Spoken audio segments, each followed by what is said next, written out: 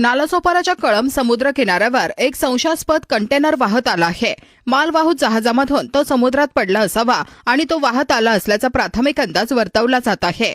सध्या कंटेनरमध्ये प्रथमदर्शनी त्यात वॉलपेपर असल्याची माहिती आहे, मात्र पोलिसांनी त्याचा पंचनामा करून तो पूर्ण खोलल्यानंतरच त्यात नेमके काय आहे हे समजणार आहे। सध्या अर्नाळा पोलीस, कोस्टल गार्ड आणि संबंधित यंत्रणा समुद्र किनाऱ्यावर पोहोचले असून ओहोटीची वाट पाहत आहे। सध्या समुद्राला काही प्रमाणात भरती असल्याने कंटेनर समुद्राच्या पाण्यात आहे। हा कंटेनर कुठून आणि कसा आला, त्यात काही संशयास्पद वस्तू आहेत का याचा तपास पोलीस करत आहेत।